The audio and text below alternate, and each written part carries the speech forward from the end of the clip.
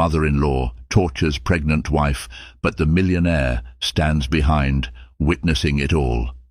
They said marrying into a wealthy family would solve all of Rosalie's problems.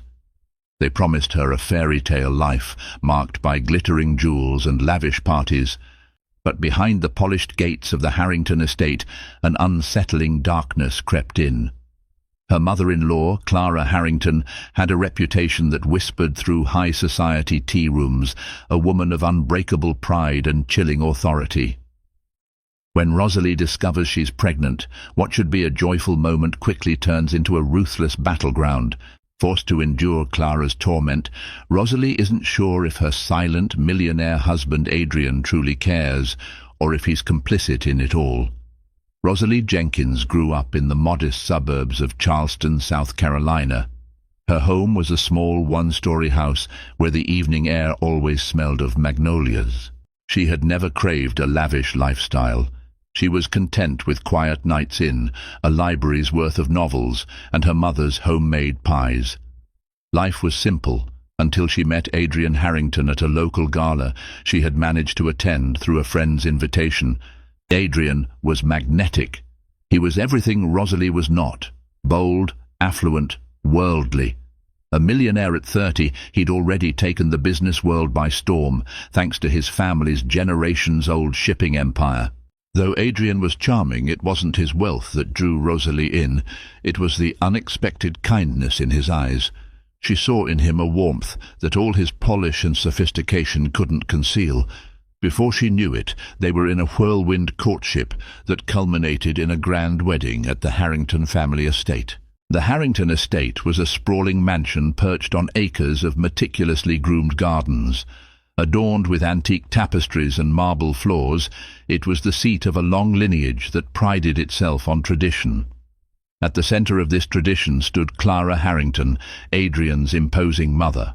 She had sharp cheekbones, a regal bearing, and eyes that seemed to pierce through anyone who dared to cross her threshold. On Rosalie's wedding day, Clara's face was masked in a carefully practiced smile that never reached her eyes. Even at the wedding, small hints of tension slipped through the festivities. Rosalie sensed the disapproval emanating from Clara's glances. She'd overhear half-whispered comments from Clara's friends, concerns about Rosalie's lack of pedigree and humble background. Rosalie tried to focus on the euphoria of her marriage, but a lingering dread tightened in her chest every time she locked eyes with Clara. After the ceremony, Rosalie's mother, Margaret Jenkins, confided that she too had caught Clara's pointed stares throughout the event. Margaret squeezed Rosalie's hands, telling her, "You're marrying Adrian, not his mother. You'll be just fine." Rosalie nodded, wanting so desperately to believe it was true. When the newlyweds left for their 2-week honeymoon in the south of France, they experienced something close to bliss. Strolling hand in hand through the narrow streets of Cannes, sailing along the coastline, and sharing midnight conversations beneath the stars made Rosalie believe she'd found her dream. Adrian seemed genuinely attentive, curious about her thoughts, her feelings, and her dreams. In those moments, Rosalie found solace in the fact that, despite Clara's disapproval, Adrian's love felt steadfast. Yet, upon returning to the estate, the bright memories of the honeymoon began to dim. Adrian's business demanded more of his time. He often left early for meetings and returned late at night, exhaustion etched into his features. Rosalie was left to navigate her new home under Clara's watchful eye. The older woman wasted no time setting down rules that Rosalie found stifling. Breakfast in the grand dining hall at exactly 7 a.m. Luncheons with the women of the family's social circle every Tuesday. Absolutely no frivolous guests allowed without prior approval. All the while, Clara's eyes tracked Rosalie's every movement like a hawk circling its prey. During one dinner, Clara made a show of asking about Rosalie's upbringing. The inquiry sounded pleasant enough, but her tone was laced with condescension. "So Margaret was a housekeeper?" she asked, glancing at Rosalie over her wine-glass. Rosalie felt a hot flush creeping up her cheeks. She gripped her fork a little tighter and mustered a smile. explaining that her mother did domestic work to support the family after her father passed. Clara's response was a simple, "How honourable," but the words dripped with disdain. Alarm bells rang softly in Rosalie's mind. Still, she didn't want to let these tensions overshadow her newlywed happiness. Adrian was by her side, most of the time. She convinced herself that with patience, maybe she could gain Clara's acceptance. There had to be some kindness beneath her frigid exterior, but what Rosalie could not fathom was just how deeply Clara's resentment ran, or the lengths to which Adrian's mother would go when she discovered Rosalie was expecting a child. The illusions of marital bliss were about to splinter, and Rosalie would soon find herself standing in the crosshairs of a woman who believed no one was good enough for her precious son. It happened on a Saturday morning. The sky outside was painted in pastel hues of pink and orange, sunlight filtering in through the grand windows overlooking the rose garden. Rosalie had been feeling nauseous for weeks. She had just chalked it up to the stress of adjusting to her new lifestyle and her new mother-in-law's demands.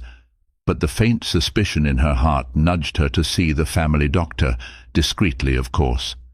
She didn't want to give Clara any new ammunition to use against her. When the doctor confirmed her pregnancy, Rosalie felt an ecstatic rush of warmth flood her body.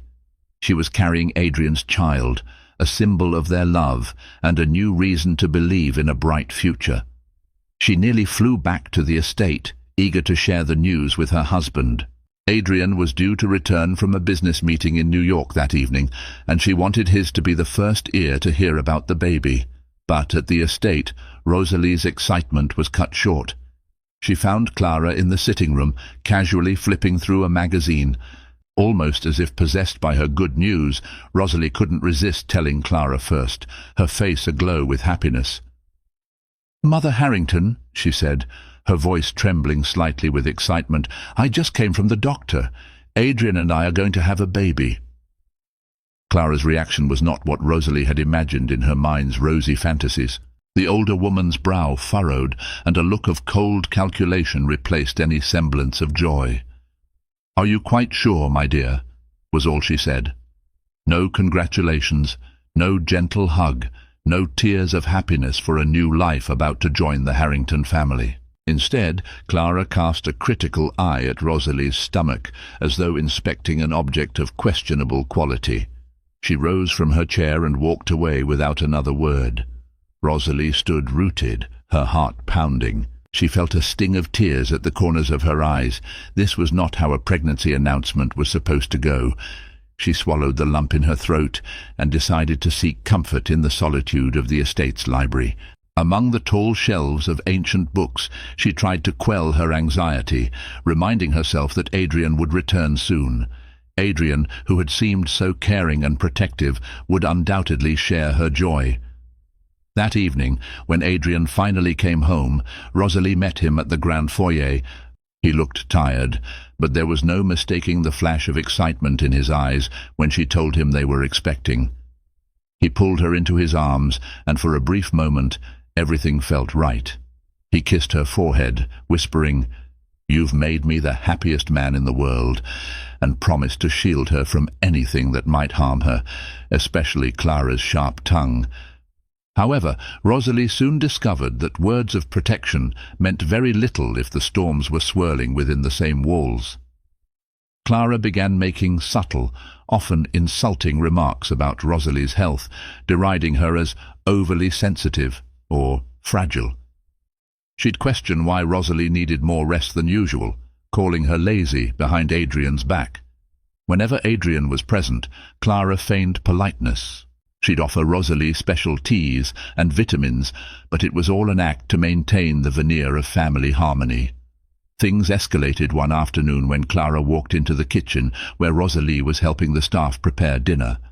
In front of the entire staff, she openly belittled Rosalie's cooking skills.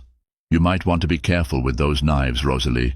We wouldn't want you harming the precious cargo you're carrying," she said, loud enough for everyone to hear.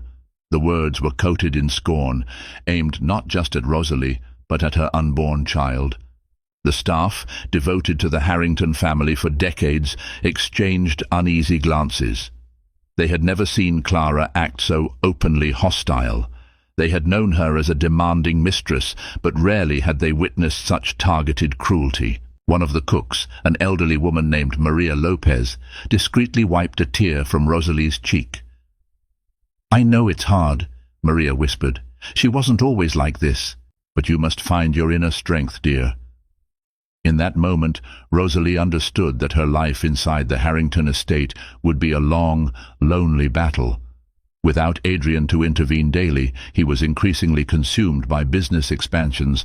Rosalie would have to face Clara's wrath mostly on her own, but for the sake of her baby, she vowed to stand firm. She believed a child could change hearts, even one as cold as Clara's. Surely, with time, grandmotherly love would awaken in Adrian's mother. Little did Rosalie realize the seeds of hope she was planting would be tested in ways she never anticipated. Clara, with her web of connections and her resolute determination, had only just begun to reveal how far she would go to maintain control over her family's legacy. The following weeks found Rosalie struggling with bouts of morning sickness and overwhelming fatigue. As her pregnancy progressed, so did Clara's silent campaign to undermine her. Rosalie often caught glimpses of whispered conversations between Clara and the staff. The older woman's lips pressed tight as she handed down some new instruction.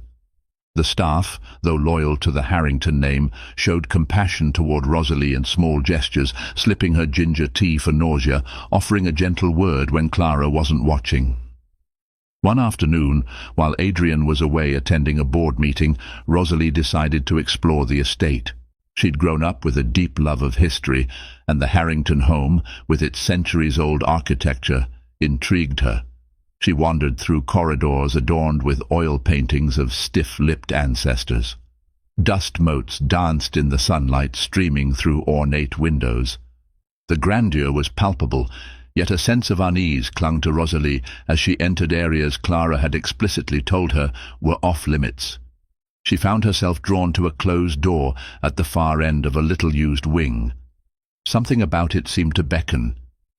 With a moment's hesitation, Rosalie turned the handle. Inside lay an expansive, unoccupied bedroom, the furniture draped in white cloth. The atmosphere was heavy, as if harboring secrets long buried. She lifted one of the sheets to reveal a carved mahogany crib, its edges inlaid with gold filigree. A flicker of emotion tugged at her. Why would there be a nursery here? She wondered aloud. Startled by a rustle behind her, Rosalie spun around to see Clara standing in the doorway. Her face was pale as marble, her eyes dark pools of anger. "What are you doing in here?" Clara demanded, her voice dangerously calm. Rosalie stammered an explanation, saying she had just wandered in by accident.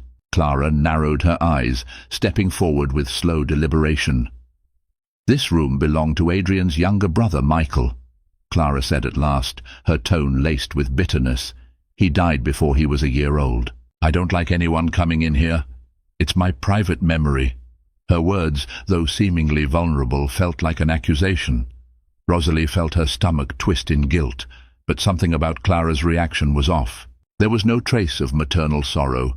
Instead, the anger that emanated from Clara felt more protective than mournful, as though Rosalie had stumbled upon a hidden piece in a game she didn't know she was playing. When Clara demanded she leave and never speak of the room again, Rosalie nodded quickly and hurried out. Her heart pounded as she made her way back to the main corridor. In her room she tried to calm herself with deep breaths, her mind reeling. She recalled the carved crib in that lonely space, a reminder of a tragedy that might be fueling Clara's hostility. But part of her couldn't shake the sensation that there was more to the story, a reason Clara carried such darkness within her. That night, when Adrian returned, Rosalie felt a surge of relief. She wanted to tell him about the hidden nursery and Clara's alarming reaction. But at dinner, Clara was on her best behavior. She asked after Adrian's trip, listened to his stories about new investors, and even inquired about Rosalie's morning sickness with a veneer of concern. Adrian, exhausted but glad to see some semblance of normalcy, didn't suspect a thing. Later, in the privacy of their suite, Rosalie carefully broached the topic. Adrian grew distant when she mentioned the hidden nursery. "My mother doesn't like to talk about Michael," he said softly. "He died from a sudden illness. She took it terribly hard. I suppose it might explain why she's so protective now." Rosalie's eyes widened. Protective was not the word she would have chosen to describe Clara's behavior. Nevertheless, Adrian stroked her hair gently, assuring her she had nothing to worry about. But Rosalie's instincts told her otherwise. The darkness she sensed in Clara's eyes wasn't mere grief, it was something far more ominous. As she drifted off to sleep, she wondered if this old estate held more secrets that Clara was determined to keep buried. And she wondered if her unborn child somehow threatened the delicate balance of a fractured family's legacy. Rosalie's pregnancy advanced to the second trimester, bringing with it a small yet unmistakable bump. As her body changed, so did Clara's brand of malice. It wasn't always blatant insults or accusations. Sometimes it was the withdrawal of support she desperately needed. On cold mornings, the staff would receive instructions to keep the heating low in Rosalie's wing of the mansion, leaving her shivering in her room. Other times her meals arrived cold or late, as if lost in translation between Clara's orders and the kitchen staff. In the midst of this quiet torment, Rosalie tried to maintain her composure for Adrian's sake. Whenever she thought about confiding in him, she hesitated. Adrian was constantly traveling now, London, Singapore, Dubai, securing deals for a massive expansion of Harrington shipping. He would return home for only a couple of days before jetting off again, and each time he asked how she was faring, she'd see the exhaustion in his eyes and hear the quiver of concern in his voice. She couldn't bear to add more stress to his plate, especially knowing how carefully he tread around his imperious mother. One Sunday afternoon, Rosalie sat on a chaise lounge in the sunroom, trying to distract herself with an old copy of Jane Eyre. She felt the baby flutter, a sensation that brought a tired smile to her lips. At least she had this life growing inside her to keep her anchored. Just then Clara entered with a cup of tea. For a moment Rosalie felt hopeful. Perhaps Clara was finally extending an olive branch. "I've brought you some chamomile," Clara said, placing the teacup on the small table next to Rosalie. "It's good for nerves." Rosalie thanked her softly, taking a careful sip.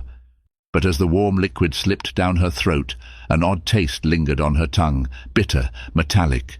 She coughed, alarmed. "What's in this tea, Mother?" Clara's face remained impassive. "Just herbs," she said sweetly, though her eyes flashed with something cruel. "You should drink it all. It'll help calm you."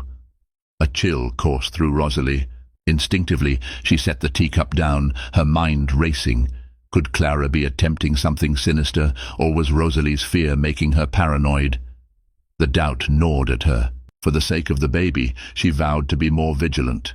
She subtly avoided finishing the tea, pretending she'd lost her appetite. Clara's lips tightened in what might have been displeasure, but she said nothing. After a tense pause, she left the room. Rosalie's heart pounded. She needed to be sure she wasn't imagining things. She decided to pay a secret visit to the family doctor the next day under the guise of a routine prenatal checkup. She managed to slip out of the estate without drawing attention, thanks to a sympathetic driver who had worked for the Harringtons for years. At the doctor's office, she asked for tests on her blood work, and specifically mentioned feeling uneasy after drinking a tea prepared by Clara. The doctor, a middle-aged man with a fatherly demeanor, took her concerns seriously. He promised to rush the tests. For the next 2 days, Rosalie lived on edge, her mind filled with worst-case scenarios. When the results came back, the doctor reassured her. There were no toxins or harmful substances detected. "It might have been just a particularly bitter blend," he said gently. "Try not to stress too much. It's not good for your pregnancy." Relief washed over Rosalie, but it was tainted with guilt.